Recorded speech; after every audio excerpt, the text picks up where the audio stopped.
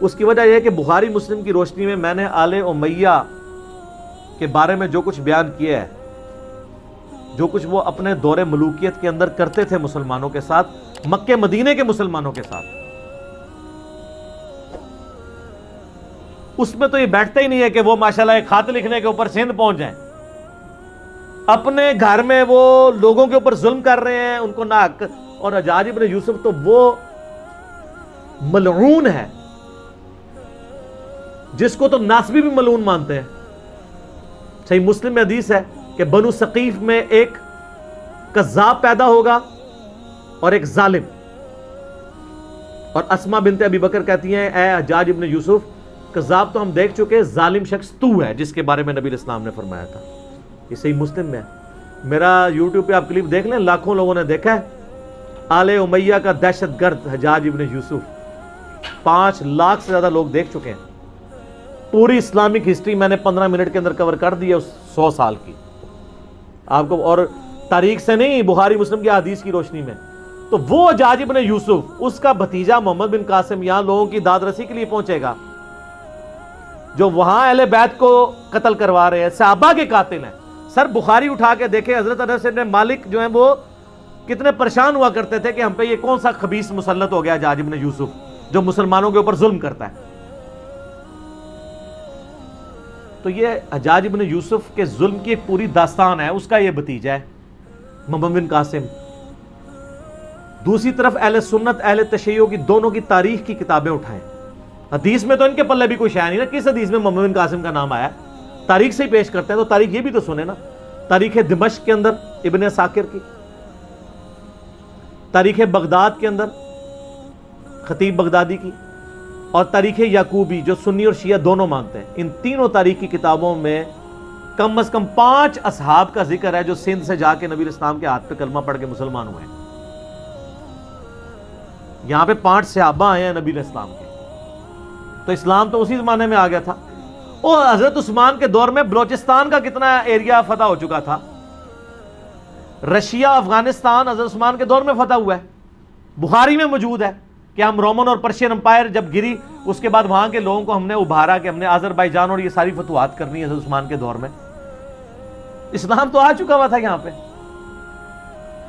اور صوفیاء اپنے چکر میں ڈالتے ہیں ہم اسلام لے کے آئے، ناسبی محمد بن قاسم کو لے کے آتے ہیں جی وہ آیا تھا، اور وہ آیا اس لیے تھا میرے بھائی، وہاں سے جو اہل بیت تھے وہ اپنی جانیں بچا کے ہجرت کر کے سندھ میں آئے تھے، راجہ دائر نے ان کو پناہ دی ہوئی تھی، تو وہ کہتا تھا ہمارے بندے واپس کرو۔ اور سر آپ سندھ میں آج چلے جائیں، سندھیوں سے ان کی ہسٹری پوچھ لیں۔ میں اکثر کہتا ہوں اللہ کے بندوں، پاکستان کی ساری کتابوں میں یہ لکھ دینا کہ پاکستان جو ہے محمد علی جناح نے سیکولر سٹیٹ بنائی تھی، کوئی فرق نہیں پڑتا۔ آج لوگ زندہ ہیں جنہوں نے محمد علی جناح کی تقریریں سنی ہوئی ہیں، یہ عملی تواتر سے ٹرانسفر ہو رہی ہے۔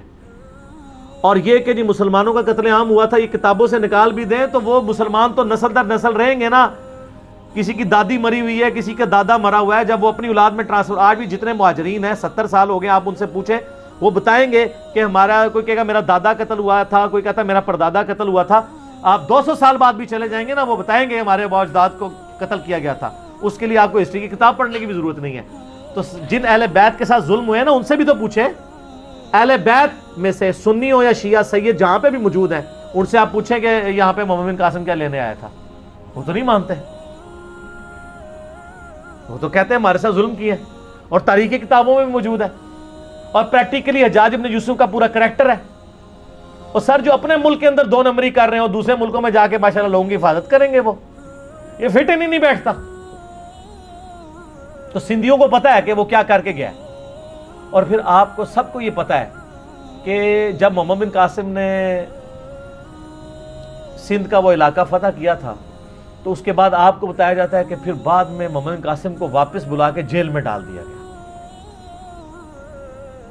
یہ اس ڈرامے میں بھی دکھایا گیا جو محمد بن قاسم پہ ڈرامہ بنایا تھا پی ٹی وی نے۔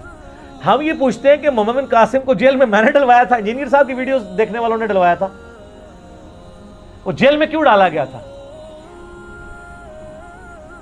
اس لیے کہ پیچھے خلیفہ چینج ہو گیا تھا۔ پہلے خلیفہ تھا عبد الملک بن مروان کا بیٹا ولید بن عبد الملک، حجاج ابن یوسف اس کا رائٹ ہینڈ تھا۔ حجاج ابن یوسف کو اس نے کوفے کا بھی اور حجاز کا گورنر بنایا ہوا تھا، لیکن اس کے ظلموں کی ایک داستان تھی، لوگ تنگ تھے۔ اس کے باپ نے وصیت کی تھی کہ ولید کے بعد خلیفہ بنے گا اس کا چھوٹا بھائی سلیمان بن عبد الملک، لیکن ولید کو بھی لالچ آ گئی، کیونکہ یہ تو ہے ہی لالچی دور ہے نا۔ جب یزید کے ابا جی کو لالچ آ گئی کہ میرا بیٹا خلیفہ بنے، تو ولید بن عبد الملک تو صحابی بھی نہیں، اس کو نہ لالچ آئے کہ میرا بچہ بنے، حالانکہ وہ خود بھی اس وصیت پہ بنا تھا جو اس کے بیٹے نے ابے نے کی ہوئی تھی۔ تو سارے گورنروں سے اس نے بیعت لے لی کہ میرے مرنے کے بعد میرا بیٹا خلیفہ بنے گا۔ ایک گورنر تھا جس نے انکار کر دیا، اور وہ تھا عمر ابن عبد العزیز۔ وہ اس وقت حجاز کے گورنر تھے اور کوفے کا گورنر تھا حجاج ابن یوسف۔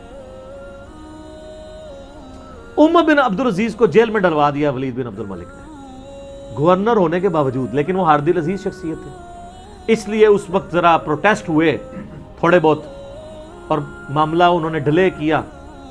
اسی ڈیلے کرنے کے دوران اچانک ولید کی ڈیتھ ہو گئی، وہ اپنے اس مقصد میں کامیاب نہیں ہو سکا، اور الٹیمیٹلی اس کا بیٹا، اس کا جو چھوٹا بھائی ہے وہ خلیفہ بن گیا، سلمان بن عبد الملک۔ سلمان بن عبد الملک جیسے ہی خلیفہ بنا تو اس کو یہ احسان یاد تھا کہ عمر بن عبد العزیز کی وجہ سے میں خلیفہ بناؤں۔ اگر عمر بن عبد العزیز بھی بیعت کر لے، پھر عمر بن عبد العزیز کوئی عام آدمی نہیں تھا، عمر بن عبد العزیز ان کا بینوئی بھی لگتا تھا، ولید بن عبد الملک اور سلمان بن عبد الملک کا، کیونکہ مروان کے دو بیٹے تھے، عبد الملک بن مروان اور عبد العزیز بن مروان، اور عبد العزیز کا بیٹا تھا عمر بن عبد العزیز۔ عمر بن عبد العزیز کی جو بیوی تھی نا فاطمہ، وہ ولید بن عبد الملک کی بہن تھی، تو ظاہر جیل میں ڈلوا سکتا تھا، مروا نہیں سکتا تھا۔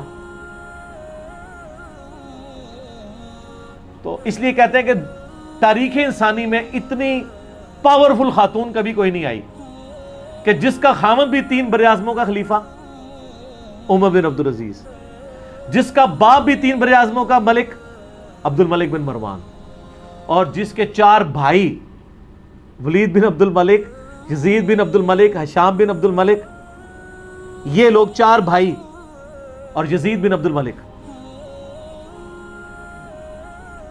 وہ خلیفہ، باپ خلیفہ، 4 بھائی خلیفہ، خامد خلیفہ، فاطمہ بنت عبد الملک۔ تو جب وہ خلیفہ بن گئے سلمان بن عبد الملک، سب سے پہلے عمر بن عبد العزیز کو آزاد کروایا گیا۔ عمر بن عبد العزیز نے کہا کہ جی سب سے بڑا کلپرٹ ہے حجاج ابن یوسف، اس نے ظلم کا بازار گرم کیا ہوا ہے، صحابہ کو قتل کروایا ہے، اس کے بارے میں حدیثیں بھی تھی۔ تو سلمان نے پہلا ایگزیکٹو آرڈر کیا کہ اس نے کہا جی حجاج نام کے جتنے بھی بندے ہیں، خالی حجاج نہیں، حجاج نام کے جتنے بندے کسی بھی حکومتی عہدے پہ ہیں، ساروں کو جیل میں ڈال۔ سر ملوکیت پھر یہی ہوتی ہے، اس میں تو آرڈر چلتا ہے۔ پھر انہوں نے تھوڑے مزے لوٹے ہوئے تھے، پھر لاکھ اس کو لوگ دلیل دیتے کہ وہ ایک ہے، تو وہ دلیلیں تو پھر بادشاہ نہیں مانتے ہوتے، انہوں نے میٹر گھوم جائے تو گھوم جائے۔ انہوں نے کیا جاج نام دے جتنے بندے نے سب نو جیل وچ پاؤ، اور ان کے جتنے رشتہ دار ہیں نا جو جو حکومتی پوسٹوں میں ان کو بھی جیلوں میں ڈالو۔ تو محمد بن قاسم جو بھتیجا تھا اس کو بھی پکڑ کے جیل میں ڈال دیا گیا۔ یہ تھی ریزن کہ بڑے ابا جی ان کے جیل میں چلے گئے، یعنی اس کا جو چچا یا تایا تھا اور وہ اس کا سسر بھی تھا، تو محمد بن قاسم کو بھی جیل میں ڈال دیا گیا۔ تو یہ پیچھے ریزن تھی، تو انجام اس لیے ہوا تھا۔ تو جیل میں ڈلوانا اس بات کا ثبوت ہے کہ ان کے کرتوت کیا ہوں گے۔ تو اگر کسی نے رحمت اللہ علیہ کہنا کہ یار ہمیں تو کوئی نہیں، آپ تو یزید کو رحمت اللہ علیہ کہتے ہیں، تو اگر آپ حجاج کو رحمت اللہ علیہ یا محمد بن قاسم کو کہیں تو کوئی مسئلہ نہیں ہے، اللہ تعالیٰ آپ کا حشر یزید، حجاج ابن یوسف، محمد بن قاسم کے ساتھ کرے، اور میرا حشر اللہ تعالیٰ حسن ابن علی، حسین ابن علی، مولا علی، فاطمہ، عمار ابن یاسر، ابو بکر، عمر، عثمان کے ساتھ کرے رضی اللہ عنہم اجمعین وعلیکم السلام اجمعین۔ آمین کہہ دو، تانوں کو ڈر پہ گیا اے بہرحال جڑے ویڈیو ویکھن گے انہی جی آمین کہنے لگے، جڑے رحمت اللہ علیہ کہنے، ٹھیک ہے۔ تو وہ رجوع والا معاملہ نہیں ہے، یہ قرائن بتاتے ہیں کہ یہ اس طریقے سے ایسے ہوا ہے۔ اگر کوئی حدیث ہے تو مجھے پیش کر دیں، میں رجوع کر لوں گا۔ اس پہ ڈاکٹر طاہر القادری صاحب نے بھی ان کی بھی ویڈیو چڑھی ہے، انہوں نے بھی پورا یہ یعنی ساری تاریخ بتائی ہے۔ خالی میرا تفرد نہیں ہے اس مسئلے میں کہ میں اپنی طرف سے بیان کر رہا ہوں. باقی آپ سندھیوں سے جا کے پوچھ لیں, وہ سندھیوں نے تو اتنی ویڈیو شیئر کرائی ہے کہ وہ ہر جگہ پہنچی ہوئی ہے.